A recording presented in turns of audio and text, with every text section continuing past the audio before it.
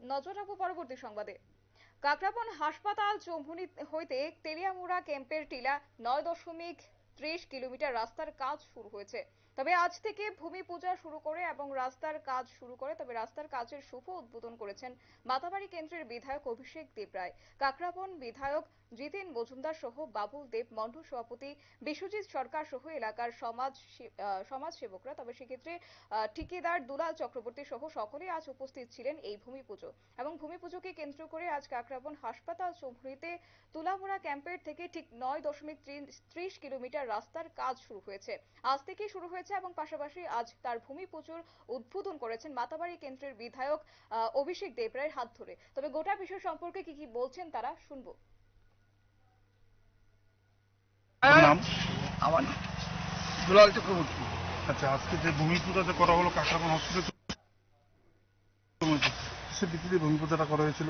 এটা পূজা হয়েছে, এটা এই কাকরাবন টু তুলামুড়া রাস্তাটা 9.6 কিলোমিটার রোড, ওইটার আজকে ভূমি পূজা উদ্বোধন হয়েছে।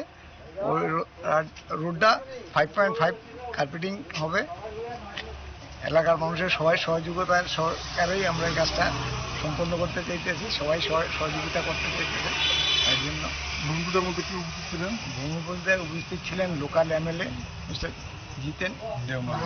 জিতেন মজুমদার এবং মাতাবাড়ি এমএলএ অভিষেক দেব রায় এবং গ্রামের সমস্ত মান্যগণ্য ব্যক্তিরা সবাই উপস্থিত ছিলেন। সবাই সহযোগিতায় এই ভূমি পূজনটা কাজ কবে থেকে শুরু হবে? কাজ আমরা আজকে থেকেই চালু করে দেবো।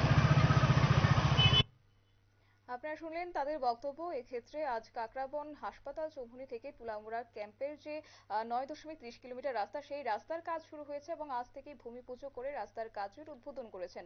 তবে এই উদ্বোধনী অনুষ্ঠানে ভূমি পূজা করেন মাতাবাড়ি কেন্দ্রের বিধায়ক অভিষেক দেবরায়ের হাত ধরে এবং পাশাপাশি কাকরাবন বিধায়ক জিতেন মজুমদার সহ বাবুল দেব, মন্ডল সভাপতি বিশ্বজিৎ সরকার সহ এলাকার সমাজ সেবকরা, ঠিকাদার দুলাল চক্রবর্তী সহ সকলে উপস্থিত ছিলেন। তবে দীর্ঘদিনের এলাকাবাসীর যে দাবি, সেই দাবি আজ পূরণ হয়েছে এবং সকলেই আজ ধন্যবাদ জানিয়েছেন, পাশাপাশি সাধুবাদও জানিয়েছেন। নিয়ে নিচ্ছে ছোট্ট একটি বিজ্ঞাপন বিরতির, সঙ্গে থাকুন।